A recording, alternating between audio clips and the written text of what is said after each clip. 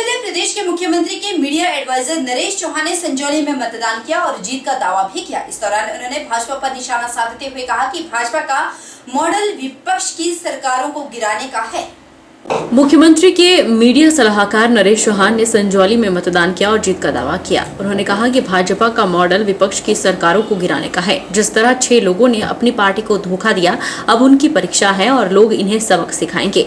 उन्होंने कहा कि मतदाता जागरूक है और जो लोग अपने स्वार्थ के लिए जनता के साथ विश्वासघात करते हैं, उन्हें जनता दोबारा कभी विधानसभा नहीं भेजेगी। देखिए, दावा करना एक अलग बात है, लेकिन इसका फैसला तो मतदाताओं ने करना है और आज मतदाता निकल के ईवीएम के ज़रिए अपना मत देंगे और 4 तारीख को ये सारी चीज़ साफ़ हो जाएगी कि इसकी सबसे बड़ी वजह क्या रही।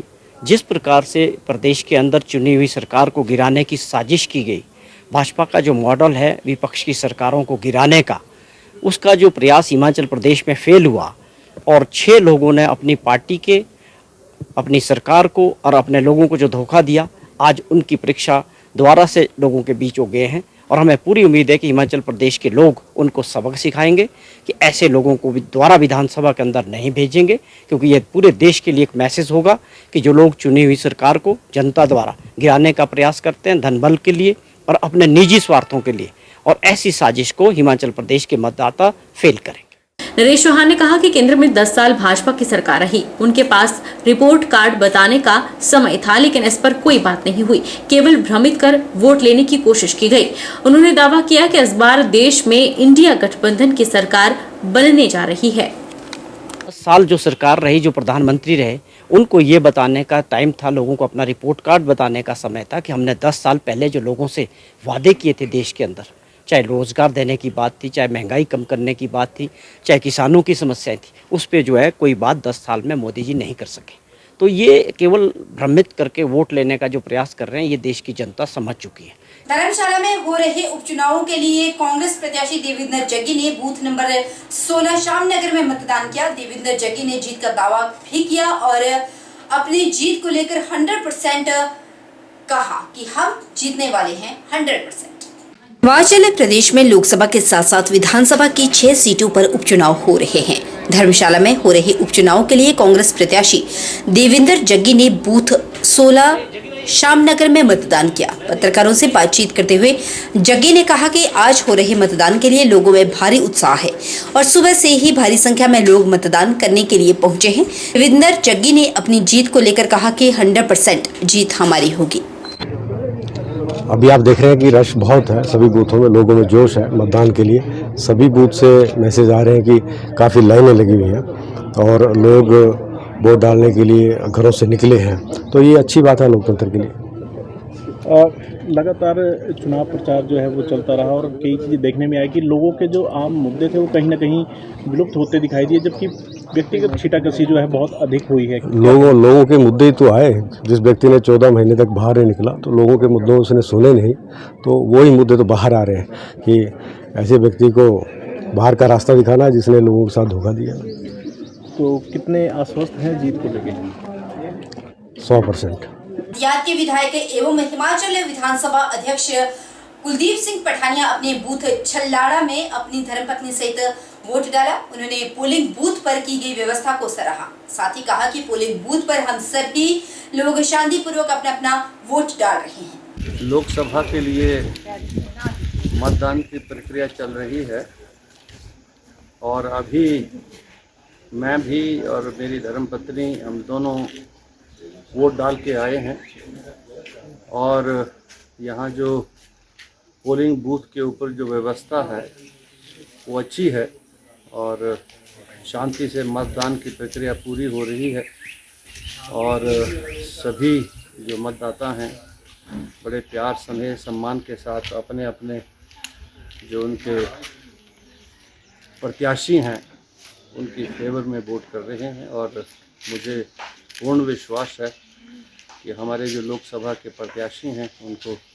पूर्ण बहुमत भी मिलेगा और यहाँ से विजय श्री को भी प्राप्त करेंगे। धन्यवाद। लोकसभा चुनाव में अंतिम चरण का मतदान आज पूरे प्रदेश में हुआ। ज्वालामुखी विधानसभा क्षेत्र में भी लोकतंत्र के पर्व में मतदाताओं ने बढ़ चढ़कर हिस्सा लिया। ज्वालामुखी विधानसभा के 102 बूथों पर सुबह 7 बजे मतदान शुरू हुआ। सुबह 9 बजे तक 18%, 11 बजे तक 35% और दोपहर 1 बजे तक 47% वोटिंग ज्वालामुखी विधानसभा क्षेत्र में हुई। महिला मतदाताओं में खासा उत्साह देखने को मिला और हर बूथ पर महिलाओं की लंबी लंबी लाइनें देखने को मिली। युवा वर्ग में भी खासा उत्साह देखने को मिला। बुजुर्ग मतदाताओं ने लोकतंत्र के इस पर्व में हिस्सा लिया। ज्वालामुखी विधायक संजय रतन ने अपनी पत्नी के साथ और बेटे सहित ज्वालामुखी गर्ल्स स्कूल में अपने मत का प्रयोग किया। सबसे बड़े लोकतंत्र का जो है वो पर्व है और हिंदुस्तान की सरकार जो है वो बनने वाली है। सभी मतदाता जो हैं वो अपनी आज सरकार चुन रहे हैं और मुझे पूरा भरोसा है, पूरी उम्मीद है कि इस बार सरकार जो है बदलेगी और कांग्रेस पार्टी की सरकार बनेगी, इंडिया की सरकार बनेगी, क्योंकि हर मतदाता ये चाहता है कि हिंदुस्तान जो है वो आगे बढ़े और विकास में जो है वो आगे बढ़ना है। तो इसलिए हमें जो है वो इंडिया में सरकार जो है वो एक स्थायी सरकार कांग्रेस पार्टी की बनानी है। 19 साल उम्र हो गई, आज पहली बार वोट डाला मैंने। आपको वोट डाल के कैसा लगा है? बढ़िया लगा। आपने कैसा प्रत्याशी चुना, कैसे प्रत्याशी चुनने के लिए वोट किया हुआ है? बढ़िया, देश को आगे बढ़ाया है। मेरा नाम साहिल है। आज मैंने पहली बार वोट डाला है और मैंने वही उम्मीदवार चुना जो बेरोजगार को जॉब दे सके और पूरे देश का विकास कर सके। किरण है और मैं 19 साल कंप्लीट कर चुकी हूँ और मैंने जो वोट डाला है वो हमारी अच्छी सरकार है और बेरोजगारी कम है। वहीं ज्वालामुखी उपमंडल अधिकारी एवं सहायक निर्वाचन अधिकारी डॉक्टर संजीव शर्मा ने बताया कि सुबह 7 बजे ज्वालामुखी विधानसभा के 102 बूथों पर शांतिपूर्ण मतदान शुरू हुआ और वे सभी बूथों पर बारी बारी से निरीक्षण के लिए पहुंच रहे हैं। उन्होंने बताया कि सेक्टर ऑफिसर तैनात किए गए हैं और हर प्रकार से प्रशासन के सभी इंतजामात पुख्ता है। ज्वालामुखी विधानसभा क्षेत्र में चुनाव चल रहे हैं, इसके बारे में जैसे आपको विदित है कि हमारा लास्ट फेज जो है लोकसभा इलेक्शन का चला हुआ है और विधानसभा ज्वालामुखी में जो 102 बूथों पर वोटिंग सुबह 7 बजे से शुरू हुई है और 9 बजे तक 18% के करीब जो हमारी वोटिंग हो गई है और बीच बीच में हम अन्य भी रिपोर्टिंग कर रहे हैं और जो भी अगर कोई कहीं प्रॉब्लम आ रही है उसको भी सॉर्ट आउट कर रहे हैं। विधानसभा क्षेत्र इंदौरा के विधायक मलेंद्र राजा ने अपने परिवार सहित इंदौरा स्थित अपने पोलिंग बूथ पर जाकर मतदान किया। विधानसभा क्षेत्र इंदौरा के विधायक मलेंद्र राजन ने अपने परिवार सहित इंदौरा स्थित पोलिंग बूथ पर मतदान किया। इस मौके पर उन्होंने सबको अपना मत डालने की अपील की। उन्होंने कहा कि इंदौरा क्षेत्र से कांगड़ा चंबा लोकसभा क्षेत्र के कांग्रेस प्रत्याशी आनंद शर्मा के पक्ष में एक बड़ी मतों की लीड होने जा रही है।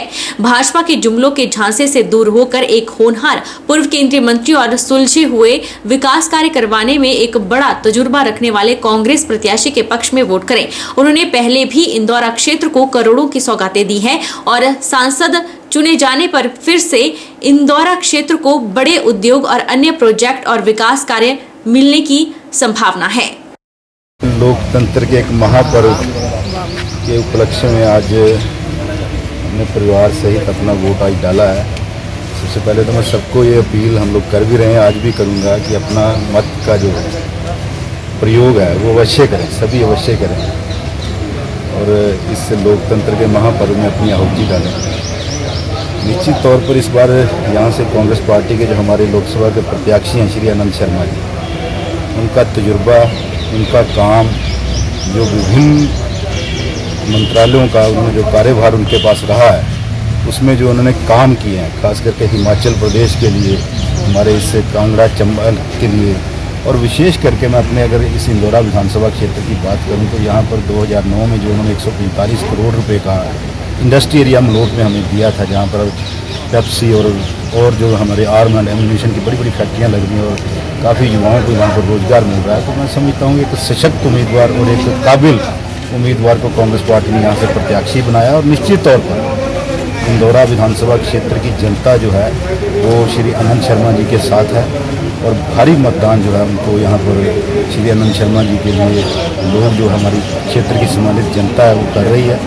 और पूरा का पूरा कांगड़ा चंबा की अगर बात करें और हिमाचल प्रदेश की बात करें, माननीय मुख्यमंत्री ठाकुर सुखविंदर सिंह सुक्खू जी की जो कार्यशैली है, जो उन्होंने जनहित कल्याणकारी जो योजनाएं हिमाचल प्रदेश के अंदर जब से जो सरकार कांग्रेस पार्टी की यहाँ पर बनी है, माननीय मुख्यमंत्री ने जन कल्याणकारी योजनाएं शुरू की है, उसको जो है आम जनमानस में वो चीज़ जो है प्रभावित कर रही है।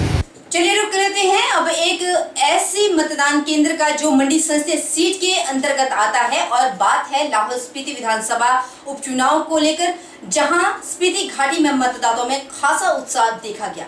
विश्व के सबसे ऊंचे मतदान केंद्र ताशी गंग में स्थानीय लोगों ने पारंपरिक ड्रेस में मतदान करने के लिए पहुंचे हुए थे। ताशी गंग मतदान केंद्र में 3 बजे तक कुल 49 मत पड़े। इसमें 28 पुरुष 21 महिला मतदाताओं ने अपना मत डाला। ऐसे में 89% मतदान यहां हो चुका है। वहीं स्पीति घाटी में 69% मतदान 3 बजे तक हो चुका था। तशिंगंग मतदान केंद्र में पहली बार मतदान करने जा रहे 18 साल के कुंजोक तेंजिन ने कहा कि मैं पहली बार मतदान करने को लेकर काफी उत्साहित था। हम केवल किताबों में ही पढ़ते थे या फिर अपने बड़ों से मतदान के बारे में सुना करते थे, लेकिन इस बार जब पहली बार मत का इस्तेमाल करने का अवसर मिला तो काफी खुशी हो रही है। इसके साथ ही मत देश के सबसे ऊंचे मतदान केंद्र में डाला है। अब मैं हर बार मत का इस्तेमाल किया करूंगा। विश्व के सबसे ऊंचे मतदान केंद्र में मेरा दूसरा वोटिंग मैंने डाला है और आप सबसे भी यही उम्मीद है कि मतदान और मैं तशिंगंग की निवासी हूँ और मेरी उम्र 19 है और ये मेरा पहला वोट है और ये वोट देख के मुझे बहुत अच्छा लगता है। ताशिंगंग में पहली बार स्थानीय लोगों ने पारंपरिक वस्तुओं की प्रदर्शनी लगाई हुई थी। इसमें गलीचा बनाने का पारंपरिक औजार, हल, बुखारी वस्तुओं को प्रदर्शित किया गया।